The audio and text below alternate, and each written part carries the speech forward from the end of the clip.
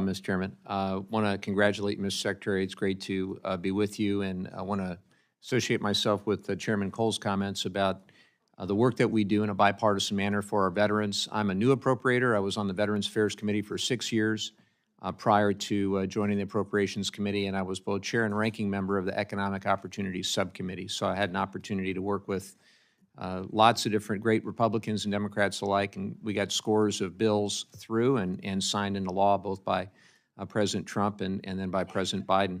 And I'm hopeful we can continue in that spirit of bipartisan collaboration to find areas of common ground in the second Trump administration, just as we did with Secretary Wilkie in the first Trump administration. I think, like everybody else, we're excited to see the detailed budget request. And I wanted to just bring to your attention the bipartisan veterans package that we passed last year. Had a number of really important programs for veteran homelessness, long-term care, veteran caregivers. Included 3 of my bipartisan bills, and I have a parochial interest in making sure those are fully funded.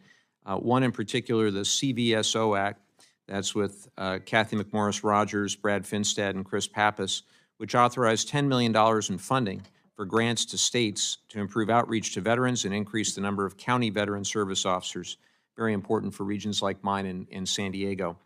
So, Mr. Secretary, as you develop the final budget request, can you commit to working with your team to fully fund this important grant program?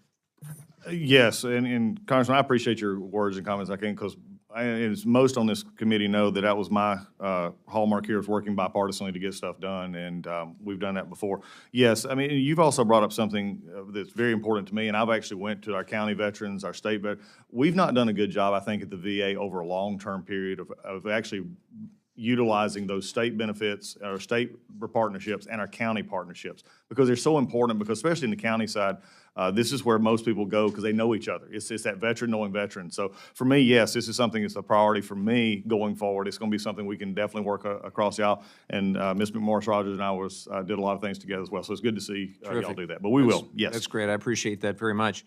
I also wanted to thank you. I wrote you back on April 2nd about call centers and specifically the potential move to automation. We receive, I mean, you were a member for a long time, you get all kinds of calls from disabled veterans, elderly veterans who don't know how to schedule appointments, they don't know how to navigate VA websites, they don't necessarily know how to reach out to their primary care providers in some cases, and they rely on those employees at your call centers, and they're worried that they won't be able to talk to an actual human being when they call VA to schedule an appointment. So, Mr. Secretary, can you promise my constituents that when they call VA, they will be able to talk to an actual human being?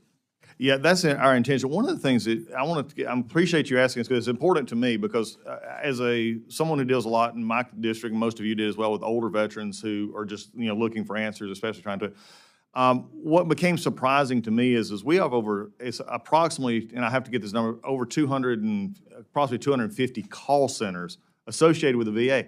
What concerns me about those is they don't talk to each other. Mm-hmm. Is we have 250 almost, different call centers across the country that have no connection. Unlike if you were to call your insurance agent or another company, they would know, okay, we see, Congressman, you wanted to know about this benefit. Well, we could connect you there. What we're trying to do is make that more streamlined, or looking at the possibility of how do we do that so that the veteran can get directly to their care, get to somebody who can answer their question, but do it without having to dial several numbers. One of the problems we found is that they would dial one number, maybe our main 411 number, but yet at the end of the day, they're having to get another number to call. So I'm with you. Let's make it easy as we possibly can and streamline that so that they can get the personal help that they need. But just to be clear, it'll be a human on the other end. Yeah, we're making sure that we have as much human interaction as we can. The other week I had a dishwasher installed. I called the number and it was an AI chat assistant. I was ready to hang up. I don't want that to happen to our veterans. And in the letter, in the response, you said, quote, VA call centers are incorporating self-service options, and, quote, there is always an option to be connected to a live representative. So again, to drill down on this, can you be specific about what self-service options are? Because in the private sector, these are lousy. Time is used. I'm sorry. Use your time. Yes, sir. I have 15 seconds left, Mr. Chairman. Can The It can answer the Secretary question. answer the question? Mr. Yes, he may answer the I'll answer, thank you. Yeah, we're going to continue to work it. I think the main thing, though, is there also has to be an understanding of how we also can process efficiently and looking at. So if there is ways that we can get them, if they could say push one to go right to VBA, we'll do that. That's my mind of how we can do this. Or if they can actually leave their information and they can get the information that they need sent in or set an appointment. Those are the kind of things that do work in the private sector as well. But we'll continue to work Thank you, Mr. together. Secretary. Thank you.